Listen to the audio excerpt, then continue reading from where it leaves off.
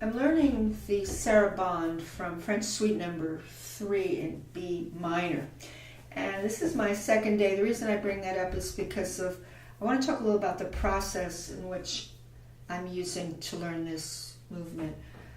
This is a very singable, lyrical, sad, in my opinion, in the B minor movement. And there's a lot of experimentation that needs to go on. First of all, I'm a big one for vocal modeling, because you could certainly sing this, but the challenge is to take the vocal model and figure out how the physical means to that end works.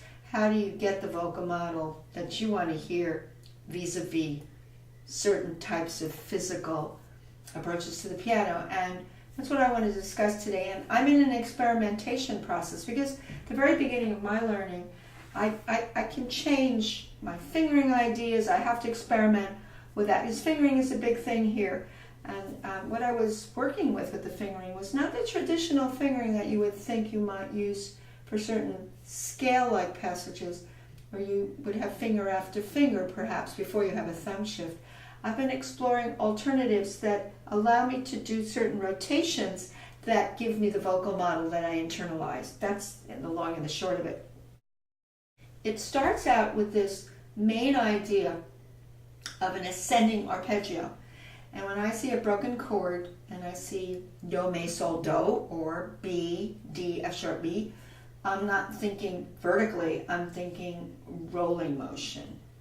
And one thing I often do is pantomime what I want to do, because I want to roll into this opening. I'm playing it very softly, and sometimes I don't play any sound because I want to kind of feel the way I'm rolling into that arpeggio.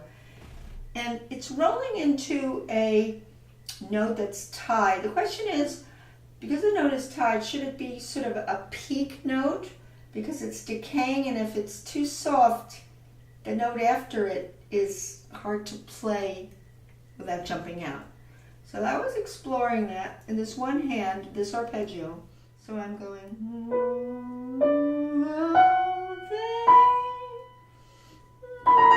then I'm falling down, resolve it.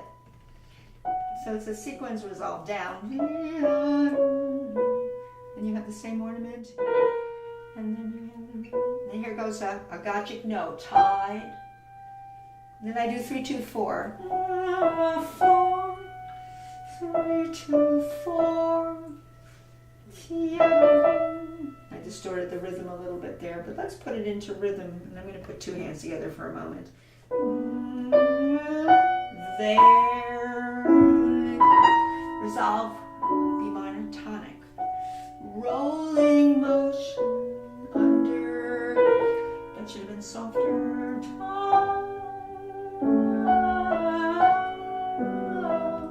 Destination.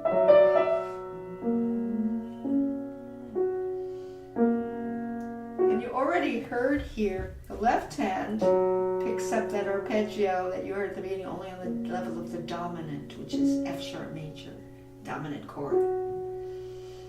So I think the tie-in between the beginning to the has to be connected in some ways. There's a lot of things to consider. The unorthodox fingering I used was not here. It was here where I went. Thumb 4, 3, 2.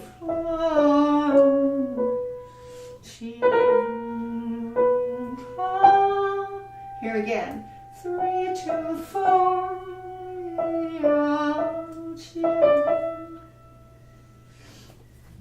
The left hand. I follow the parallel fingers there. The 5, 3, 4, 2, 3, 1. But here I do 1, 5, 2, 4. 1, 5, 4, and here's the arpeggio.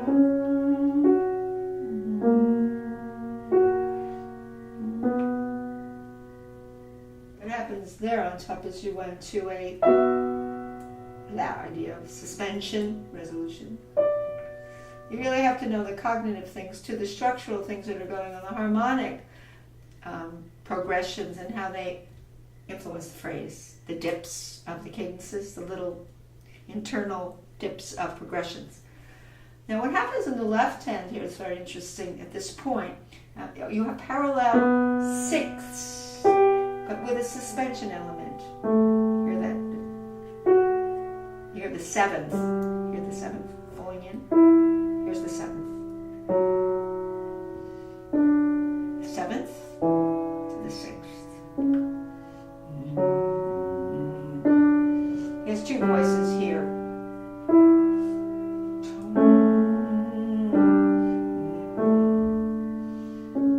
And then he has this ending here and doing the right hand.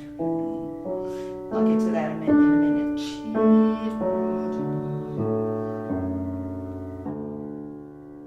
He ends in D major in this first A section, which is a descending arpeggio in the relative major. B minor is related to D major. But I was just going over the parallel sixths, which have a suspension element in the way they move. I use thumb here. I don't try to do the connector fingers on the bottom for me, the 4-5. Here I don't have to do a 4-5 because 4 goes to 5.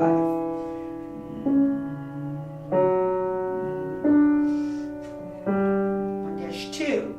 So you have to do things, for musical sake, for the line. And I shift to thumb here, so make a nice connection.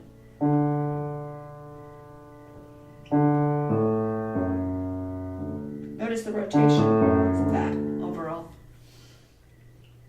Now in the right hand, in terms of these fingering decisions that I make that should have a musical context, because what fingerings you use affects how you execute the vocal model that you want. And that's what I'm talking about today. And this is certain epiphanies I'm having about this. Now in the right hand, we left off with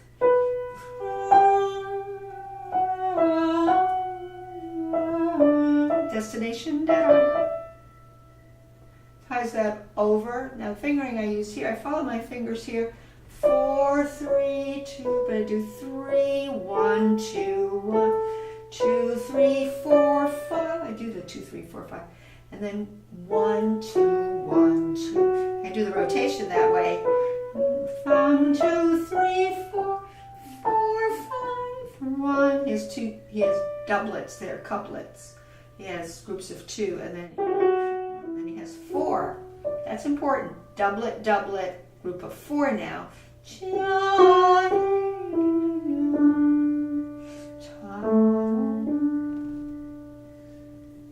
So you can see that the fingering I use might not be an orthodox fingering because I wanted a certain way of rotating to get this sort of loopy 4 groups of 4.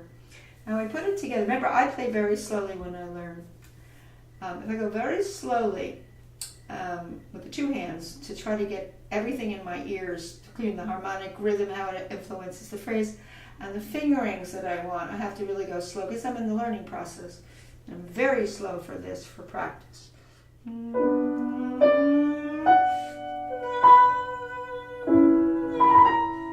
Resolve. Rolling motion. This piano is too bright here.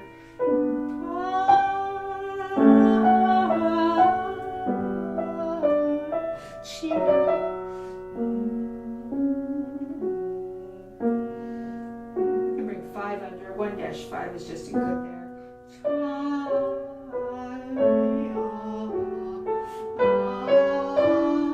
Sequence. Rolling motion. Longer phrasing.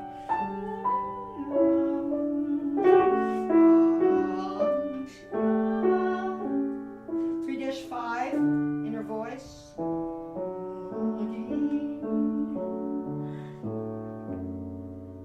Actually put the soft pedal down on this piano, that would have just jumped out. This piano is very bright. But you could see in any case that would need to be soft. That inner voice, which I play, by the way, with the right hand. You can see. Here's the soprano tone, inner voice. I shouldn't have held down. Straight down. Straight down. Now this just got us to D major. Now we're in D major for the B section, the new section. I'm going to look at the left hand, which picks up the motif of the right hand.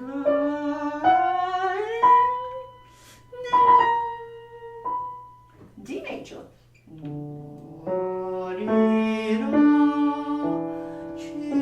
Now this is a variation, but it falls down. Little variation. Fingering. 2, 3, 2, 1, 2, 1, 1, and then 3, 2, E. Groups of 4. 3, 2, 1, 3. Rolling the sequence. I should have done 2, 1, 3, 4. I didn't follow my fingers. I did a 2, 1, 3, 4. 3, 2, 1, 3, 5. 3, 2. Now he's going 3, 1, 2. So into F sharp minor dominant. Brings back the beginning idea in F sharp minor. Now I have to remember this is G natural. And then tritone. 1-3. Finger switching is very important in Bach.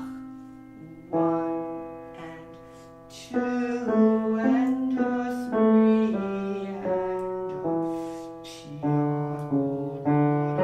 B minor. 2, 1, 2, 3. Ta, dee, ta, B minor comes back to the beginning idea in the left hand. You have to know that. Hear it. Resolve it. She is so beautiful. Now he has really a scale in the bottom.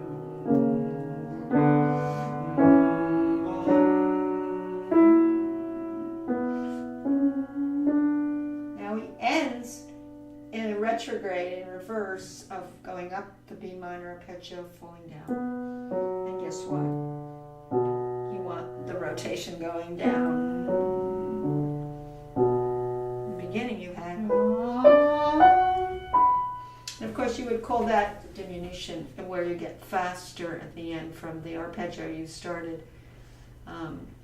One of them starts in 8th notes and ends in arpeggio in 16th notes. And so that's what would happen. I'm not discussing, by the way, today, which I've been working on, is the repeats of the sections where I do ornaments, where you're supposed to vary it and improvise, supposedly. In the right hand in that middle section, he goes into, he came out of this, let's see.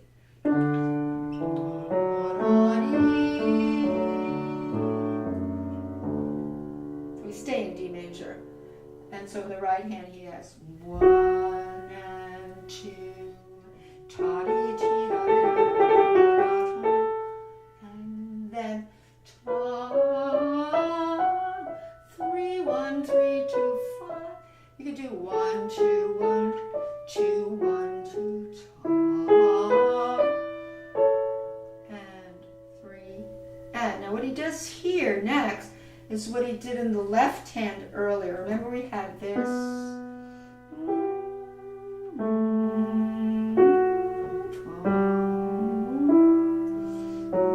We had this. Oh, what he does now in the right hand is he starts with a broken 6th, but he does chords. 2 and 3 and 1 and 2.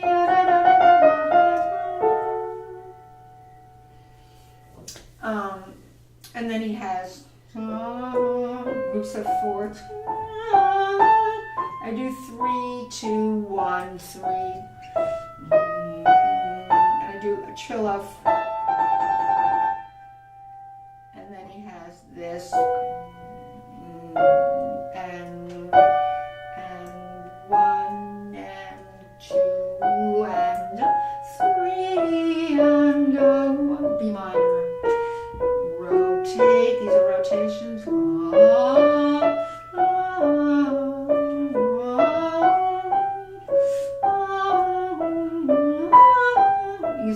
notation.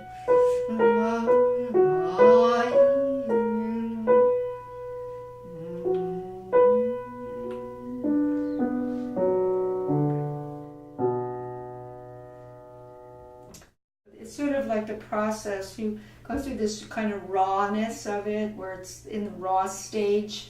But even in the raw stage, you are really getting inside of some of these details. There, resolve, B minor tonic, rolling motion.